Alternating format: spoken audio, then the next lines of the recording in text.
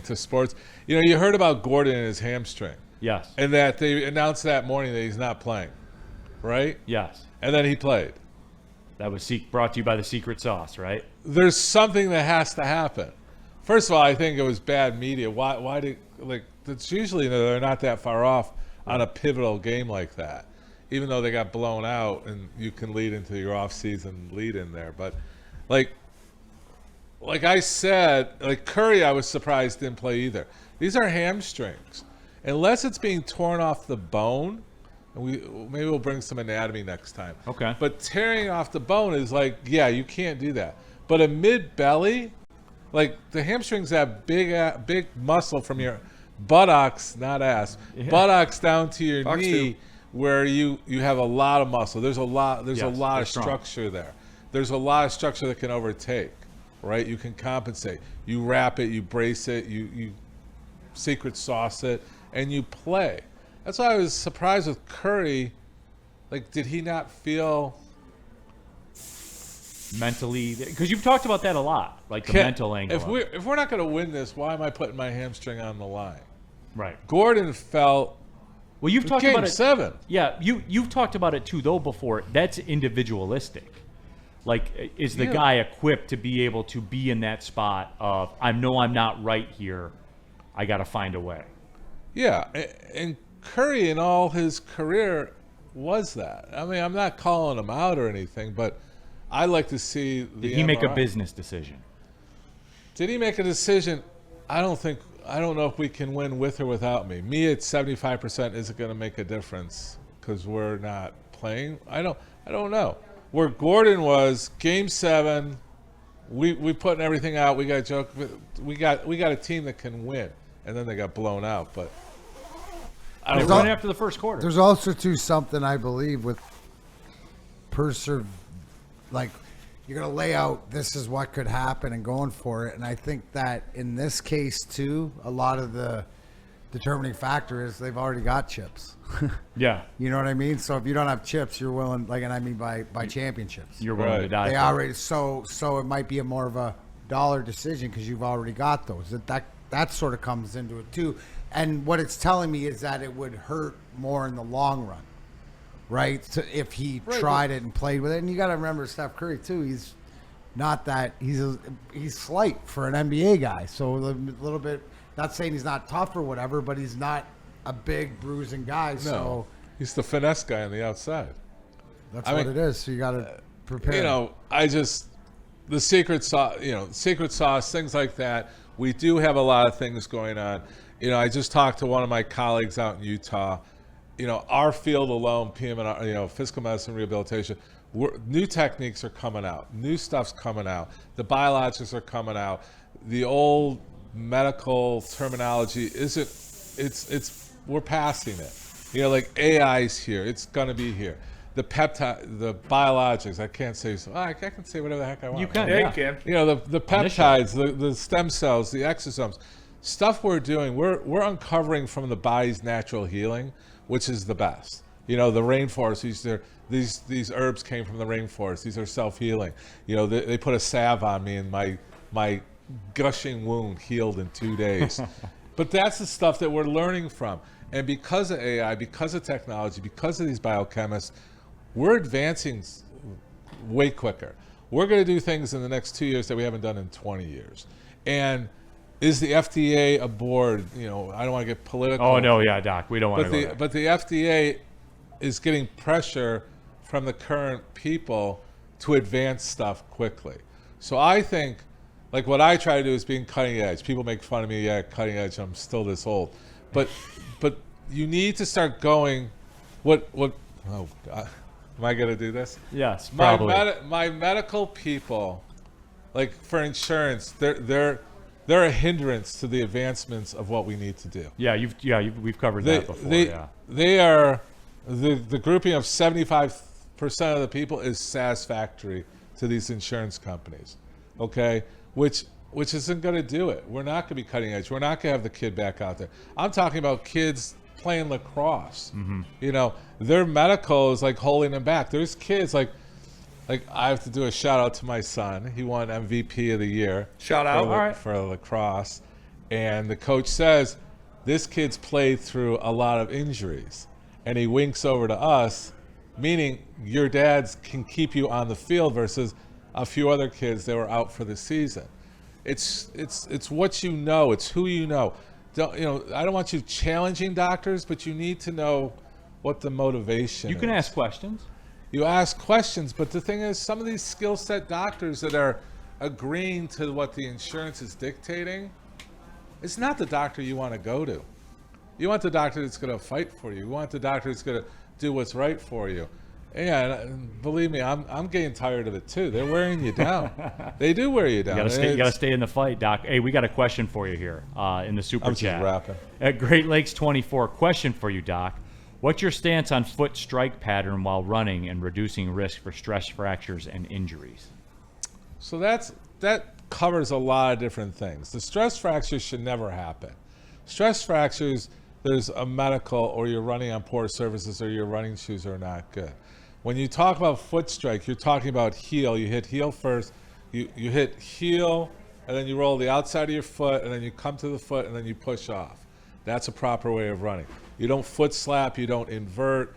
A foot slap is when, like I used to make fun of Drapes. Remember I made fun of Drapes when he would do the ladder work, and you could hear him. He's just boom, boom, boom, boom, boom.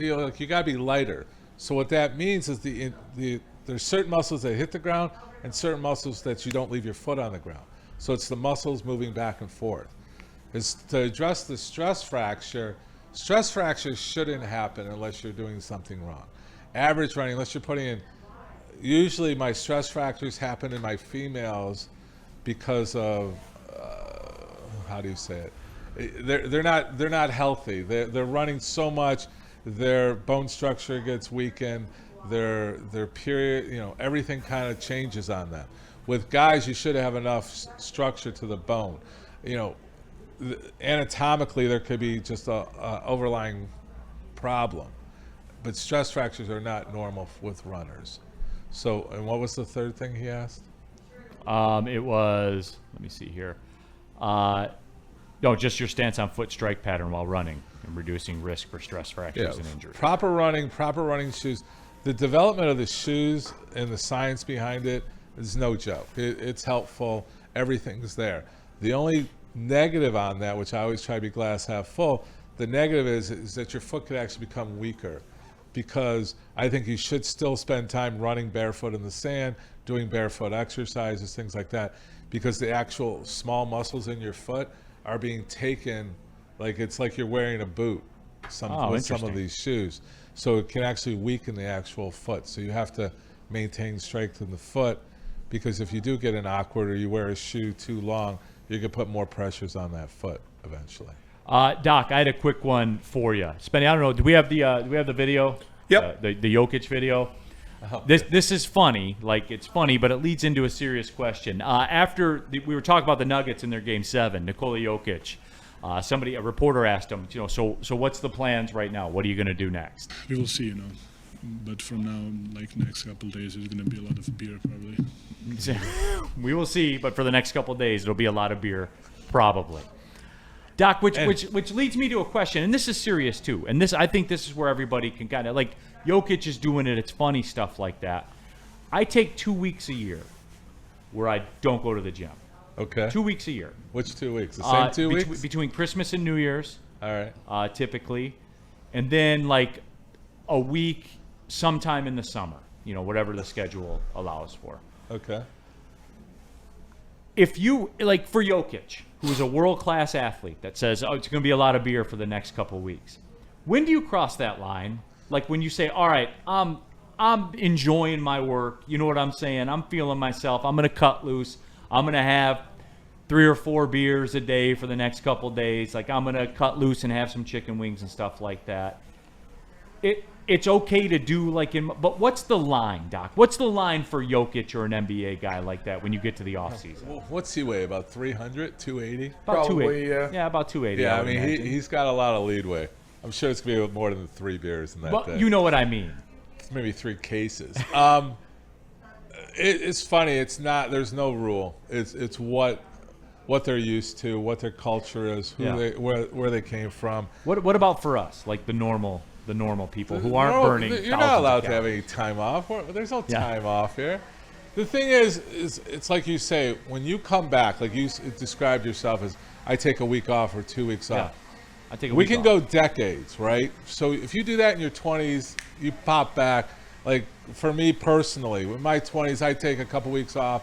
You know, my arm. Oh, okay. 2 days later, after working out, you bounce back. Mm-hmm. I'm now decades later. If I take 2 weeks off, I need a month to recover. So the rule typically is for every day you're taking off, you need 4 days to catch back up. Okay. So that's typically the rule. The longer you get out of your routine, the harder it's going to be. The decades of life are going to add to it. So there's truth to all that aging process, where age is just in your head. No, it's physically, it's collagens, it's elasticity, it's your heart, it's all your recovery. You want to, there's no, like for these guys, like, look, when they won the cup, there was a lot of beer, being, and they didn't, they did it for what, 3 months. It was golf. No, but you usually so for us in championships or playoff, you're finishing in June, right? So the end of the month is like the month of June is party. Yeah. And then into July, but the guys start to work out. You probably take a week off, but you're still doing stuff. Yeah. You're So playing. you never stop. No, not really. There's guys that never stop. There's guys that shut down. Like football, there's guys in football that shut down. Yeah. And there's guys in football that are like, they all have their secret little places to go. Wherever there is their mental space, their head space, their recovery space. Look at Curry. I mean, what's he going to do? He's going to work on his hamstring. He's going to work on his flexibility. He's going to play golf. But he has a routine. Look at Kobe. Look at Michael Jordan was natural. Like, I lived in Chicago during those championships, and we had doctors that took care of him, and he wasn't the typical. He was atypical. He wasn't working out. Like LeBron works out. Kobe worked out. Michael had it was like a different mental workout. It was different. Like he was like LeBron doesn't get enough credit. 30, what is he, 40 now? He does not get enough credit on how hard he works off the court, let alone on the court. I mean, we were in China. We were in Macau, right? First tournament, it was LeBron against Dwight Howard, right? And I sat there with a lot of legends in the second row watching them warm up, hearing that boy's got to get a shot. That boy's got to get a shot. He's got to work on the shot. He did. And he did it. I mean, he can do anything. So you got, like these guys said, I mean, they enjoyed it, right? There was a positive. They were coming off of wins. It's hard. It's easier to get back on that horse. So there's no simple question what they do in the off season, how responsible they are, how mature they are, how they want to be better the next season. Like I saw something on JJ from Minnesota, the Michigan kid. JJ McCarthy. Yeah. Did you see that piece where this kid is working the defense? He wants to work every second of every day to get better. So he's taking a page out of Brady's book, and they go, this kid's good. Like, because of his want and his desire, he doesn't want to just know what the offense is doing. He wants to know how to read defenses. Tell me how to read the defenses better. I mean, that's going over and above, right? So as opposed to like Post Malone and Jelly Roll talking about the losers and celebrating the losers, Sports I had to fans, throw it don't in. miss out on Expert Sports Injury Insight with Dr. Jeff Pierce of Michigan Sports and Spine. Join Dr. Pierce every Tuesday during Big D Energy and Thursdays during Ermanni and Edwards, where he offers top-notch injury advice. Trust the guy that I trust. Dr. Jeff Pierce is here to keep you in the game and performing at your best. For more information, visit MichiganSportsandSpine.com or call 248-426-9944.